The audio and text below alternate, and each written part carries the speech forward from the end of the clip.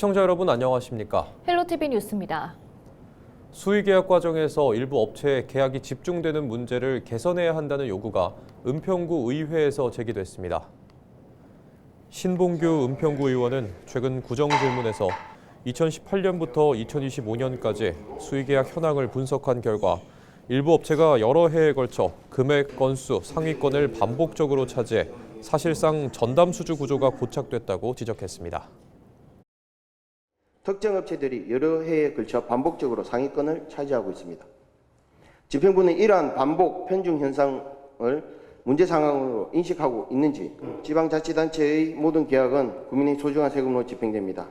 은평구의 계약 시스템이 앞으로 특정 업체에 대한 관행적 반복, 배정이 아니라 실질적 경쟁과 공정한 기회 배분, 품질과 안전, 예산 집행의 적정성을 최우선으로 하는 시스템으로 자리 잡을 수 있도록 구청장과 관계 공무원 여러분의 적극적인 개선 의지와 실행을 촉구하는 바입니다.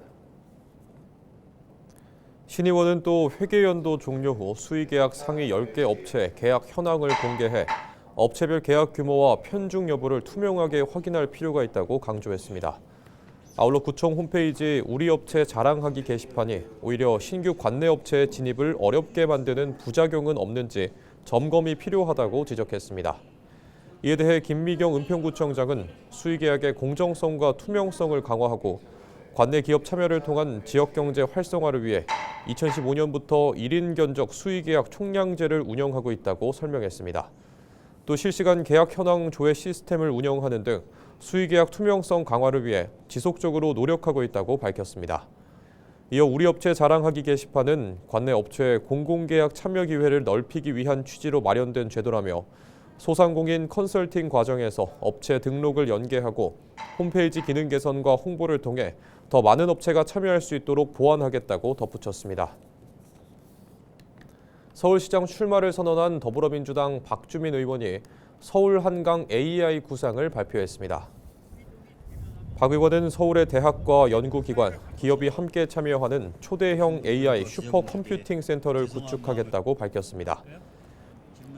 이를 공공공익, 민간 3개 섹터로 나눠 운영해 행정혁신과 교육 경쟁력 강화는 물론 스타트업과 중소기업 성장을 동시에 이끌겠다는 계획입니다. 박 의원이 제시한 서울 한강 AI 모델은 미국 최초의 주정부 주도 AI 인프라 컨소시엄인 뉴욕 엠파이어 AI를 벤치마킹한 구상입니다. 뉴욕 엠파이어 AI는 주정부가 주도해 대학과 연구기관, 민간 기업이 AI 인프라를 공동으로 구축, 활용하는 모델로 공공성과 산업 경쟁력을 동시에 확보했다는 평가를 받고 있습니다.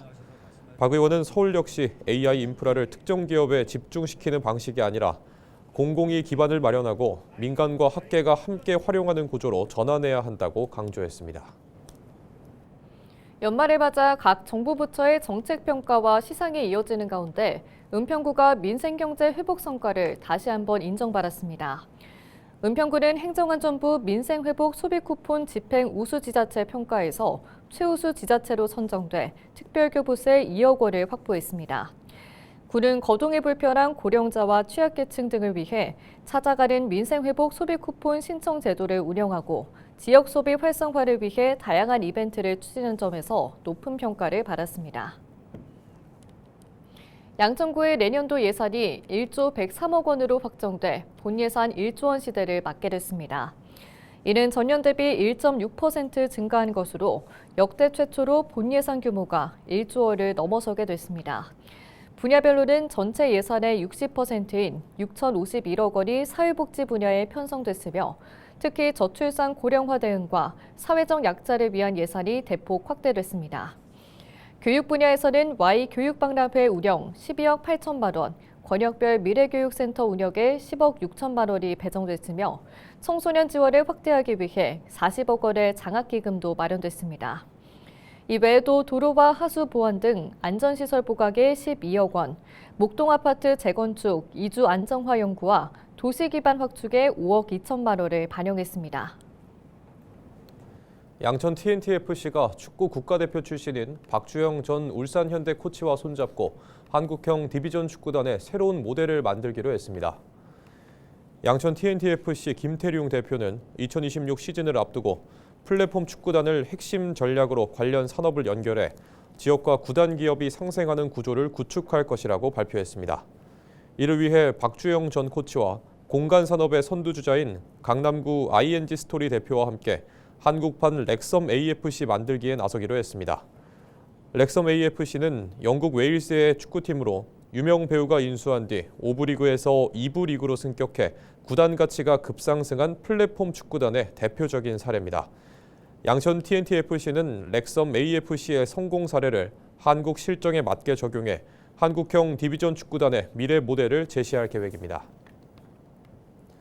양천구의 마을버스 정보 안내 단말기와 버스 정류소 온열의자 관리 체계가 개선됩니다. 그동안 13대의 마을버스 정보 안내 단말기는 서울시와 마을버스 조합이 협약을 통해 운영해 왔지만 노후 장비 교체 등이 지연돼 불편을 겪어왔습니다. 이에 따라 앞으로는 양천구가 단말기 13대를 직접 관리해 노후화와 고장 등에 대응하기로 했습니다. 또 198개 버스 정류소에 설치된 온열 의자에 대해 작동 여부 점검을 완료하고 통합관리 시스템과 연계할 예정입니다. 은평구가 겨울방학을 맞아 청소년들을 대상으로 생활체육교실을 운영합니다. 생활체육교실은 오는 1월 10일부터 2월 6일까지 스네그 골프, 클라이밍, 탁구 등 3개 종목으로 운영됩니다. 대상은 은평구 거주 초중고등학생으로 모집 인원은 탁구 80명, 클라이밍 40명, 스네그 골프 25명입니다. 신청 등 자세한 내용은 은평구청 생활교육과로 문의하면 됩니다.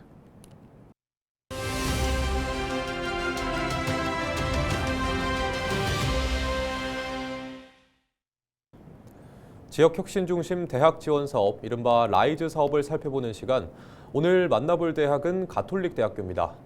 가톨릭대는 지자체와 협력을 통해 지역 상권 온라인 판로 개척에 나서는 한편 전통시장을 중심으로 한 스마트 상권 조성에 힘을 보태고 있는데요.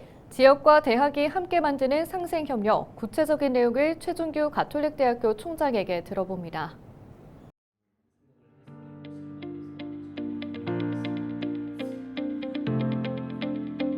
먼저 첫 번째는 지금 우리가 마주한 변화에 제대로 대응하기 위해서입니다.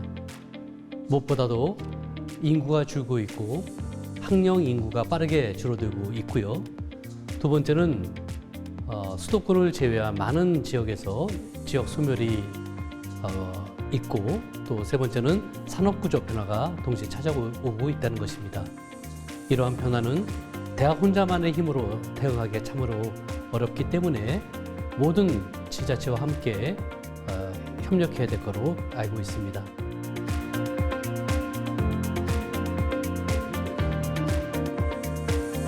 첨단 산업과 지역 생활 산업을 함께 키우는 투 트랙 전략이라고 말할 수 있습니다. 먼저 한쪽에서는 미래 산업 분야의 G7 역량을 강화하고자 하는 것입니다. 가톨릭대가 갖고 있는 의학 바이오, AI 빅데이터, 디지털 전환, 신재생 에너지 같은 분야가 그 핵심이 되고요. 다른 한쪽에서는 지역 생활 산업 중심의 GX 분야를 혁신하고 있는 것이죠.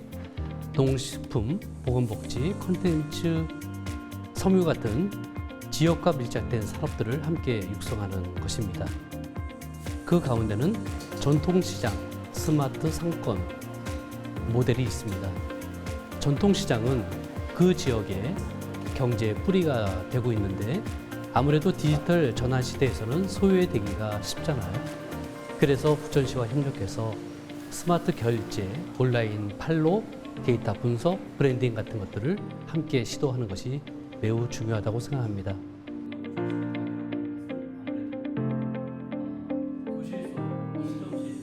라이즈라고 하는 이 사업의 본질은 대학 혼자만 잘하는 것이 아니라 지자체, 지역사회, 또 지역에 있는 기업과 함께 선순환 생태계를 만드는 사업입니다. 그래서 첫 번째로 초기 기획 단계부터 지자체와 기업과 함께 공동 설계를 하는 것이 매우 중요합니다. 저희도 그래서 경기도, 부천시, 연천군과 함께 긴밀하게 협의하면서 각 지역의 발전 전략과 우리 대학이 갖고 있는 연구 역량을 정합시키는 작업을 진행해 왔습니다. 학생들은 지역 문제를 직접 발굴하고 해결하는 프로젝트 수업을 하고 있고요. 교수님들은 본인의 지식과 연구 역량을 발휘해서 전통시장이나 지역 아동센터, 복지기관 등과 협력을 하면서 어떤 사업을 수행하고 있습니다. 그리고 우리 대학에는 여러 가지 연구 장비나 도서관, 체육시설 같은 인프라들이 있는데 그것을 시민과 기업에게 개방해서 우리 모두가 함께 공유하고 활용할 수 있도록 하고 있습니다.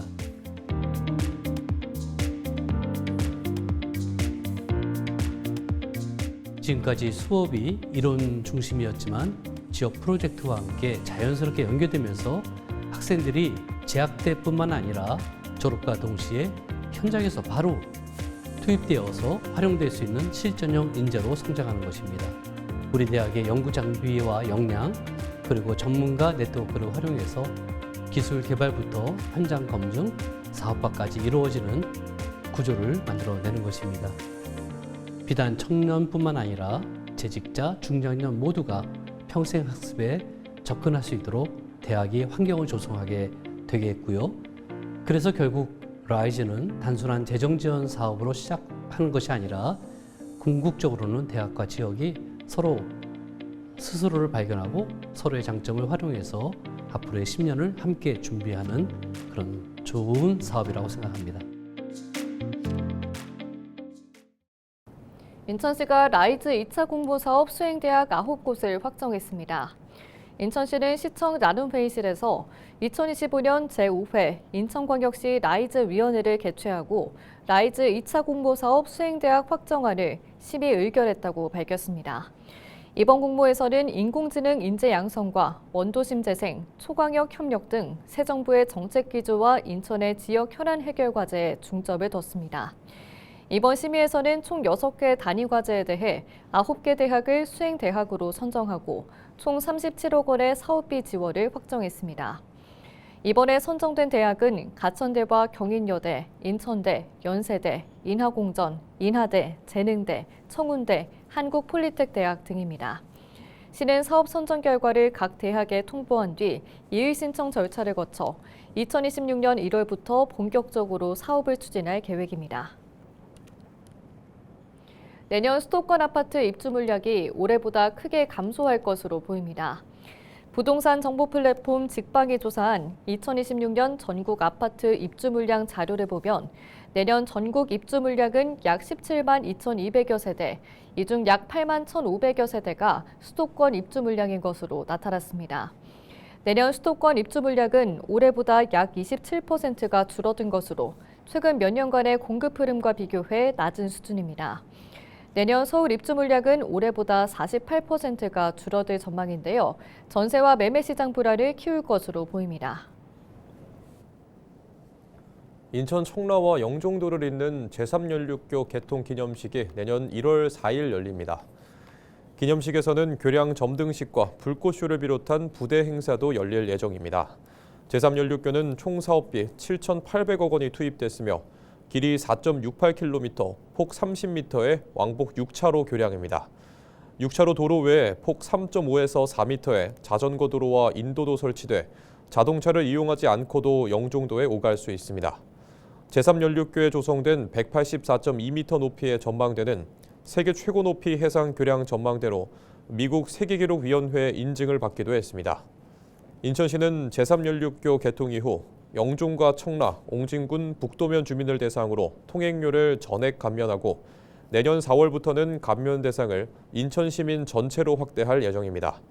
한편 제3연륙교의 명칭은 국가지명위원회에서 결정될 전망입니다.